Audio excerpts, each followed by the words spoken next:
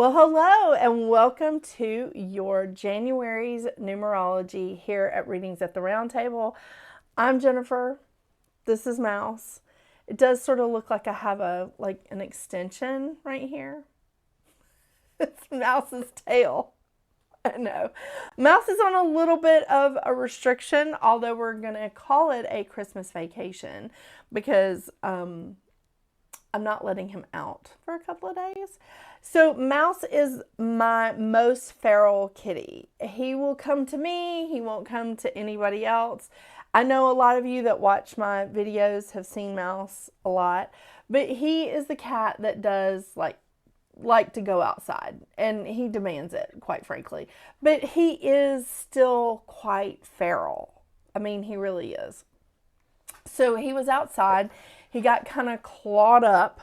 I don't know who he fought with. I thought I knew most of the strays in the area because, at one time or another, I've taken care of them. But so he's in right now. But he doesn't seem mad about it, which is an unusual thing for him because usually he's demanding to go outside, but he's not. So it's fine. We're gonna work through that. But he is a good boy. All right, so January 2025. I love this energy that we are stepping into in January 2025. It's a 9-year, and the first day, obviously, we have New Year's Day on January 1st, but the first day is not just like New Year's Day. We are coming off of the energy of the second new moon in December on December 30th. This is a lot of energy. It's very intense. It's called a black moon in, pagan, Wiccan, metaphysical circles. It's a black moon, not unlike the 2 full moons in a month is called a blue moon. So this is very powerful energy. And I love that we are experiencing that energy literally. It's less than 48 hours before we hit that New Year's Day, energy and the vibration of a 9-year. So I really love that. New moon in Capricorn on December 30th. I may do like a short video just like discussing that energy and how powerful it is, and that you really should take advantage of it on December 30th. So again, on the 1st of January, we obviously have New Year's Day. On the 2nd of January, we have Hanukkah ending, and we have Venus moving into Pisces. And Venus likes being in water signs. Venus really likes being in Pisces. On the 6th, we have Mars moving into Cancer. He is retrograding. So Mars retrogrades from Leo into Cancer on the 6th. On the 8th, we have Mercury moving into Capricorn. This is a quick trip here for Mercury because Mercury had retrograded into Sag when Mercury was retrograde. So now Mercury has gone back into Capricorn on the 8th. On the 12th of January, we have North Node moving into Pisces, which means South Node is moving into Virgo. So for those of you with a lot of Pisces or Virgo placements, this is a big deal. It really is. And I'm going to go into detail about this on other videos. I'm not going to spend a lot of time on it here because this is just an overview for the numerology for the month.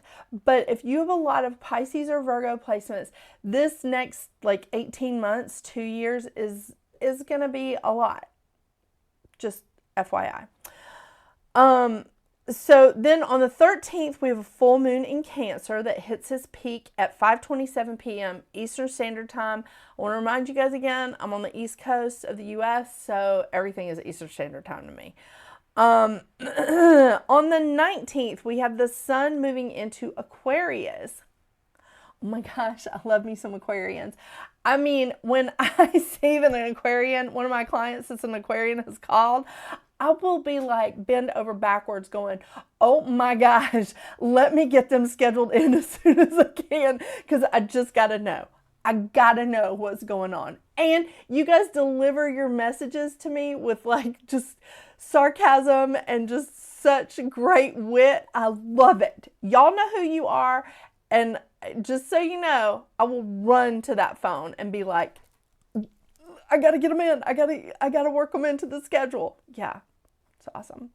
All right. So on the 27th, I told you Mercury was making a quick trip through Capricorn because Mercury moves into Aquarius on the 27th, joining Pluto and the Sun.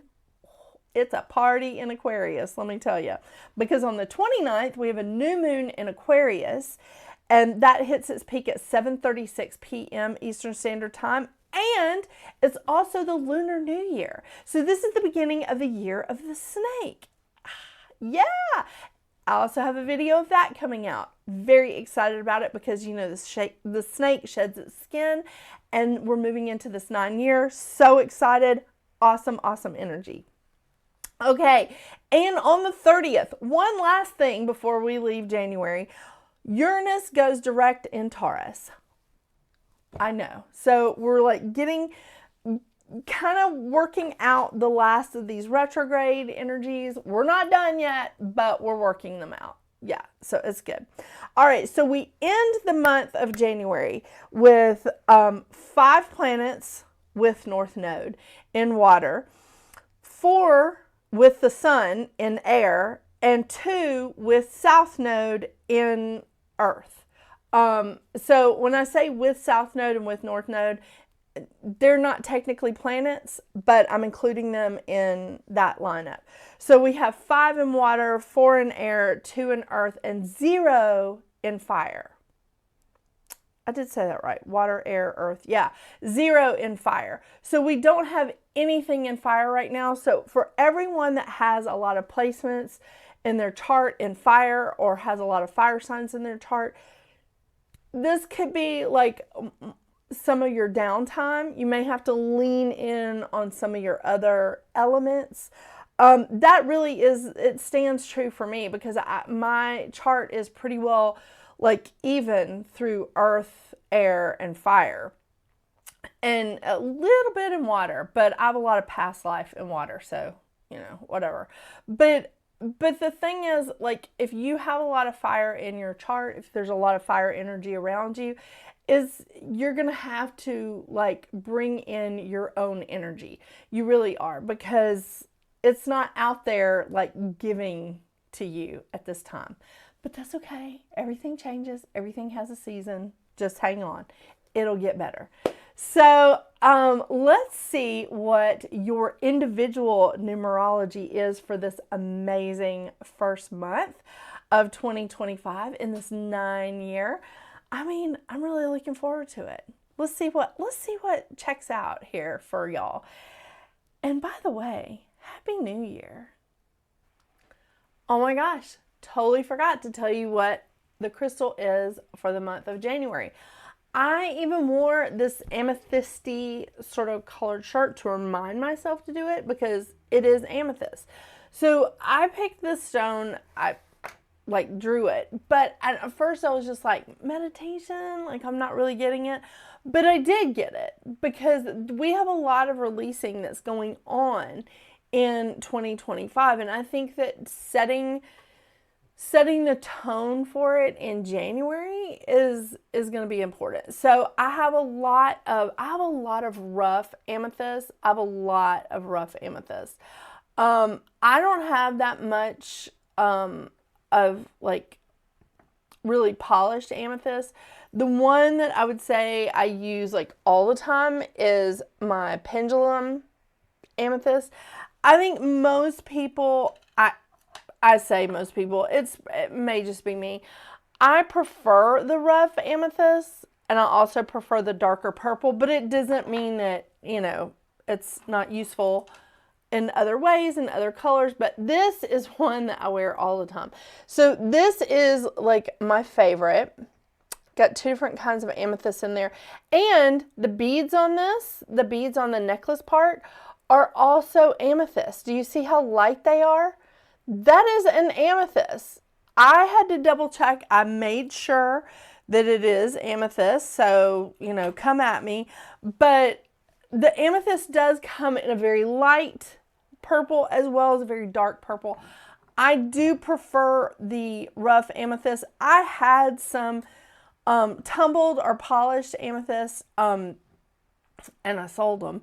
So I guess everybody knew that I was going to be choosing this. No, I'm just kidding.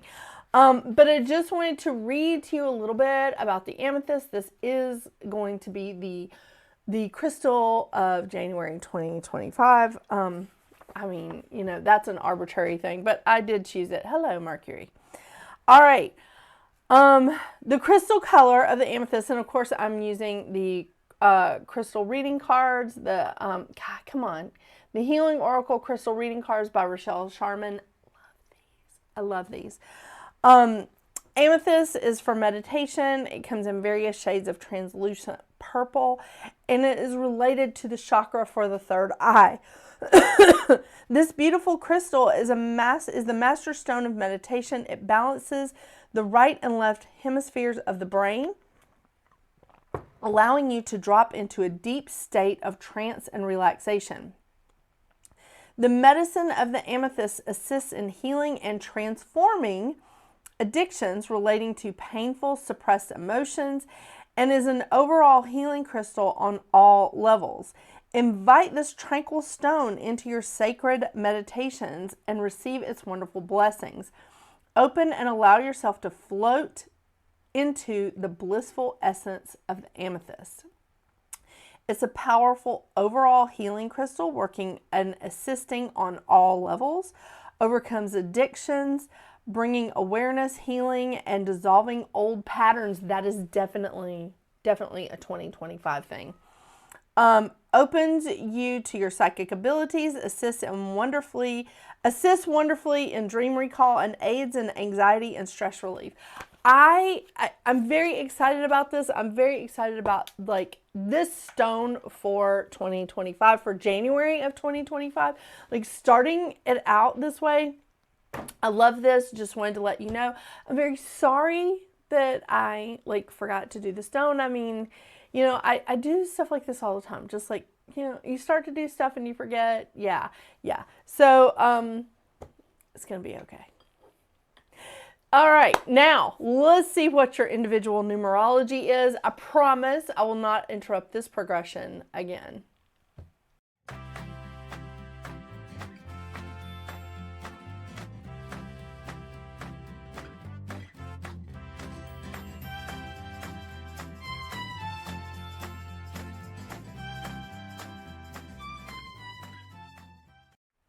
Life Path 22.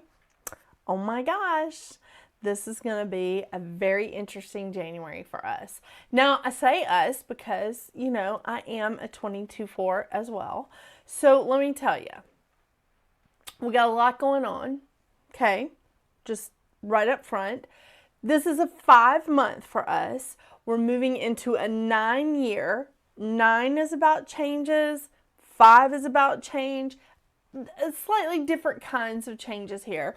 9 is more about like bigger transitions, bigger things like changing up.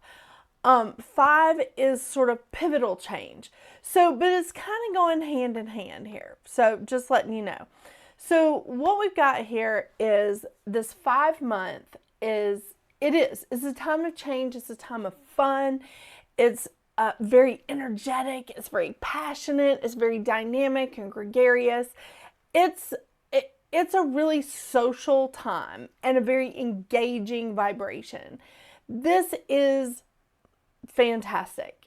I mean, you know, we can kind of get stuck in the mud depending on what our sun sign is, depending on what our moon and rising sign is.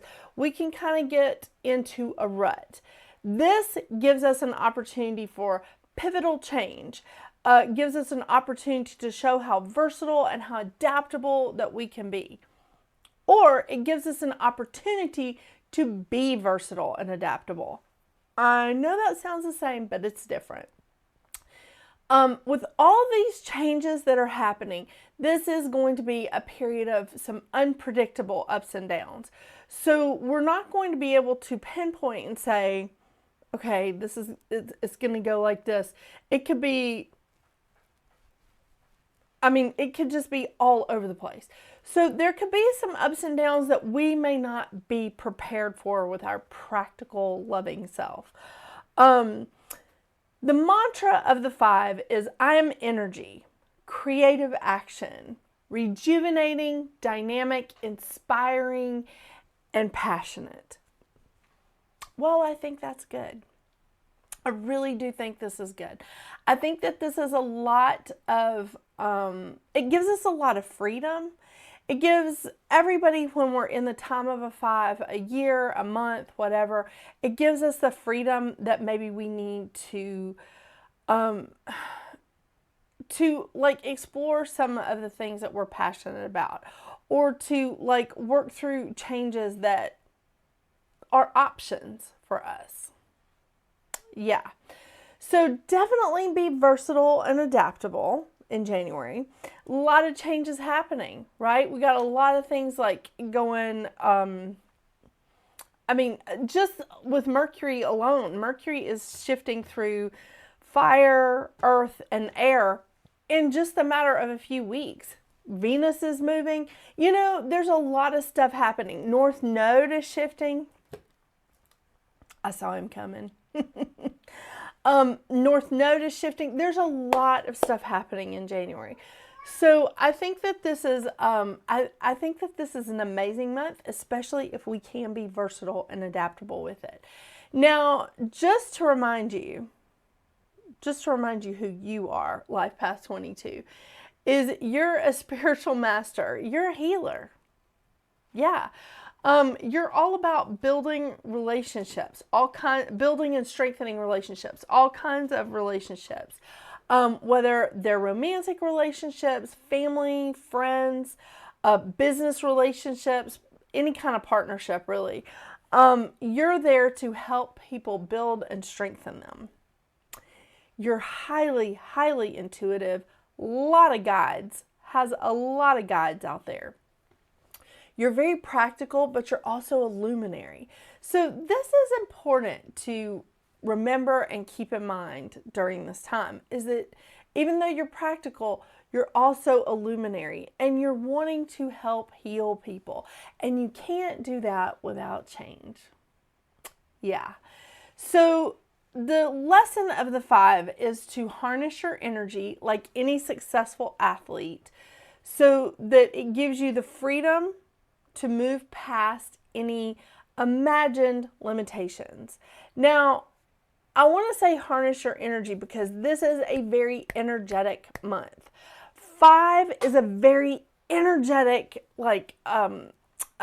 vibration. It's a very energetic, time. So remember that. Remember that, you have to pace yourself, okay? Pace yourself through this month. It's going to be beneficial for you because some of the shadow sides of the 5 is difficulty harnessing that energy, unable to move beyond imagined limitations. And I do say imagined limitations because any limitation that we've created for ourselves. I've seen some really, truly miraculous and magnificent stuff happen when people just say, I'm not limited. I'm not limited. And amazing things happen. So keep that in mind. When we do start limiting ourselves, and I'm going to go into our shadow sides because this kind of ties in together just a little bit. We start really inventing challenges. We start fighting the changes. And that's not where we need to be in this 5 month and a 9 year. We're entering into this 9 year with a 5 month, and that's just bringing in changes that is going to help us follow more on our life path, follow more on our destiny's path. I really like this. I do. I really do. So some shadow sides for us. Here's Mercury. Everybody's just coming to visit today. Hello. Don't drink my coffee. You already helped me spill it. So some of our shadow sides is being a procrastinator, getting really overwhelmed, giving up really easily, worrying, feeling like there's too many problems to solve. And like feeling that conflict between our inner feelings and practicality. That may really get into play this month because there's going to be a lot of feelings coming up in this time of change. We need to embrace those. And it may not seem practical, but we need to find a balance between practical and our inner feelings. There is a balance there somewhere. There is. Yeah. I mean, it's practical to pay your mortgage, right? Right. And not like go off to Cancun and skip your mortgage. There, that's a different thing. But maybe, missing an event that's not like really like blowing your hair back. I mean, it's okay. Skip it. I mean, it's all right. So just think about things. And we still have Mars retrograde, so please think about things before you say them. Think about things before you act. Count to 10, count to 150. Some of us need to count to 327,000. I'm just saying, just stop, think a minute. We still have Mars in retrograde. So the mantra of the 22, I'll just remind you very quickly, is I ignite the torch of discovery and healing within my world. Sorry, don't know where she went. I ignite the torch of discovery and healing within my world. This is important because when you are walking strong on your path, it does mean that changes are going to come your way, especially when you're working as a healer. Yeah. The lesson of the 22 is to push through feelings of procrastination and overwhelmment in order to embrace your true life's purpose.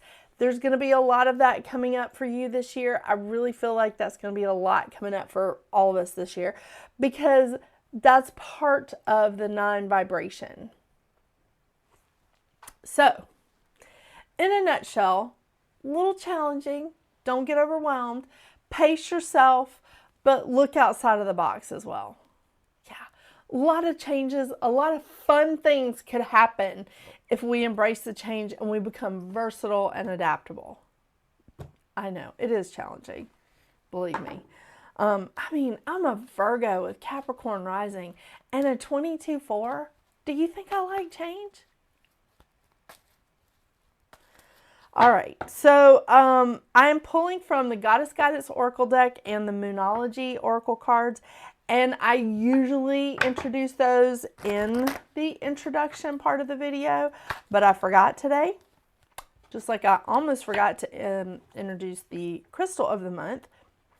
So if you're new here, I usually tell you the cards that I'm pulling advice from, but I forgot, so I'm doing it individually today.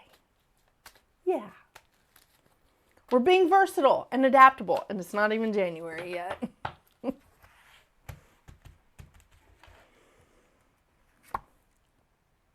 Ooh. Irene, peace. There is no need to worry as everything is working out beautifully.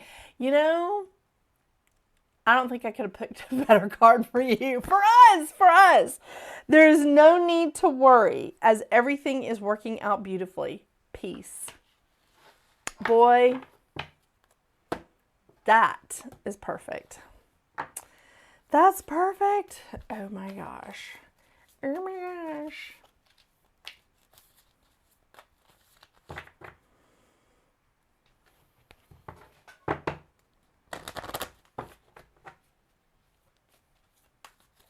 I don't know. Mouse isn't really feeling good, and he's a little antsy. He's kind of, yeah. He's just acting a little off. And then I think that's setting Mercury off. But she's moved to her favorite place by the heater now.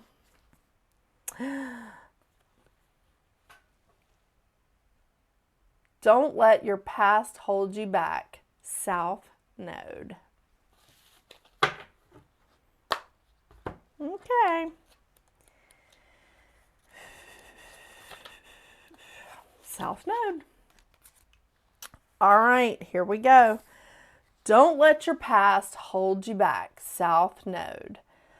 The South Node, like the North Node, is a karmic point, but it's opposite to the North Node and relates to the past, perhaps even to past lives. Whatever you're going through and whatever you're asking about, there's a chance that age-old programming and conditioning is stopping you from achieving all that you might. Do you feel stuck in something? This card will often come up as a sign that the situation or relationship you're asking about has somehow become suffocating or even toxic.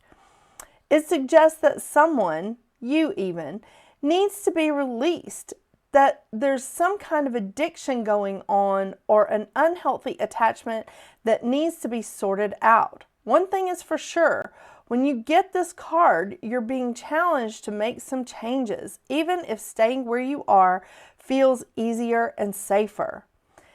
I release the past. Oh, 22. Boy, I feel like that is preaching to the choir, but I needed to hear it. Don't know about you.